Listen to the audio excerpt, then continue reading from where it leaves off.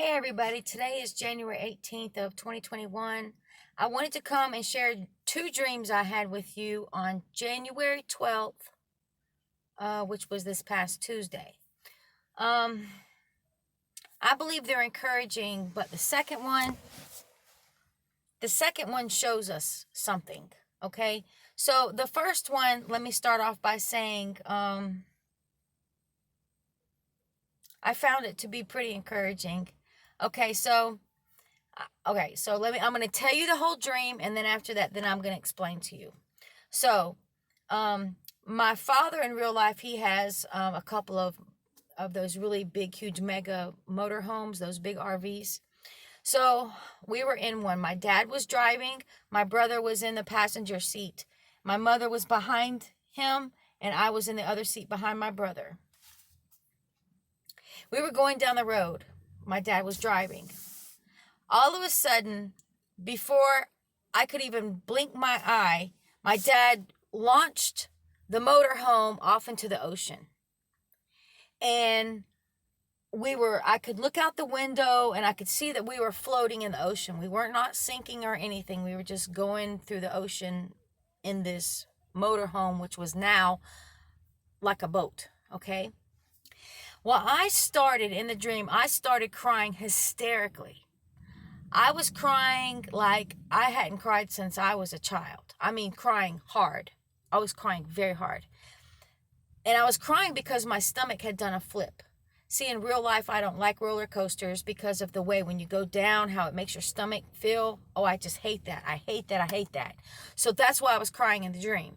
I was crying hysterically and I was saying, Dad, Dad, Dad. And he said, yes, Andrea. And as soon as he said, yes, Andrea, I stopped crying for a second. I thought, wait a minute. He never has called me Andrea. Never. And then I started back crying hysterically again. And I said, why did you do that? You didn't give me any warning. Why didn't you tell me you were going to do that? You just didn't tell me anything. You just did it. Why did you do that to me? Oh my gosh. And my mother reached over and she put her hand on my forehead. And when she did that, I stopped crying. It like soothed me and I just calmed right down and I stopped crying. And that was the end of the dream. So, this is the interpretation. The RV was representative of the ark. My dad was representative of God the Father, not my dad. And another thing is, my dad in real life has never, I'm 52 years old. In 52 years of my entire life, my dad has never, ever, not one time, ever called me Andrea. Never has called me Andrea. He only calls me Ander. A-N-D-E-R. He's always called me Ander, not Andrea. It's like a little pet nickname he has for me, okay? And to this day, at 52 years old, he calls me Ander. So that was God the Father when he said, yes, Andrea, because that wasn't my dad, because my dad doesn't call me Andrea. My dad calls me Ander. And I didn't even have time to blink my eye before he launched us off without warning. It was a sudden event, launched us off into the ocean. And we didn't sink. We weren't sinking or anything. We were in a place of safety. All of a sudden, it was like those RV turned into like this big boat, like the Ark. And so, like I said, I didn't even have time to blink. So that goes with in a twinkling of an eye, okay? In a twinkling of an eye. So, this event, whenever it's going to happen, is going to happen so suddenly. There is not going to be any warning. He isn't going to tell you before it happens.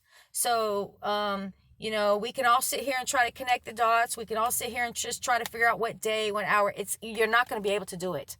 I'm telling you right now, he showed me straight. This is going to be a boom like that. It's going to happen with no warning. It's going to happen, okay? He's going to take you to safety if you're in Christ. Okay, so, all right, the second dream was the same night. It had my dad's RV in it once again, and, okay, I'm sorry, somebody had called. I have to call them back. All right, so, the second dream had to do with my dad's RV was in it again. Now, I'm going to tell the dream, and then I'm going to explain it to you. Okay, so my dad has actually a couple of those big, huge, like massive, huge RVs. And he keeps them in a big, huge warehouse on his property. Okay, so in the dream, now this is how it goes. I took the motorhome, that same motorhome. I took it out, and it was sitting out in front of the warehouse. That's what I did. I took it out of the warehouse, and I parked it in front of the warehouse.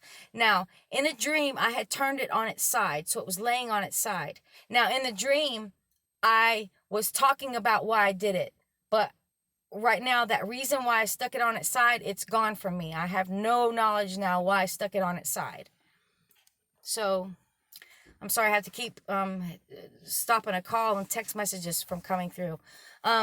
Okay, so I turned it on its side, like I said, but I just didn't I don't have the knowledge, like I said, of why I turned it on its side. Then I went back in the warehouse.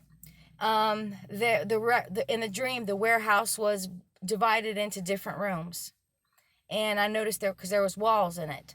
And so I went back outside. Now, when I went back outside, all of a sudden the motorhome was not there. The motorhome was about 5 football fields away, and it was standing upright, and it was sitting on the ground about 5 football fields away. But what was in its place where it was 2 trucks and a van. And they were suspended up in the air, like gravity was gone from underneath it, and they were just floated up in the air, and they were just like, I would say about 30 feet off the ground, maybe 40 feet off the ground, just suspended off in the air. And I was just like, my mouth dropped open, and I'm looking at it like that, and I'm like confused, and I'm like, what's going on? So I go back in the warehouse, and I tell my youngest son, I'm like, Josh, come here, you've got to come here.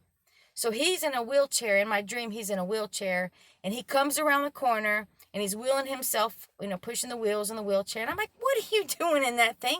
Get out of that and come here. You got to run, man. You got to run. Come on. Let's go see what this. You got to check this out. You got to check. So he gets up out of the wheelchair, and we go stand out in front of the warehouse, and I'm holding his hand.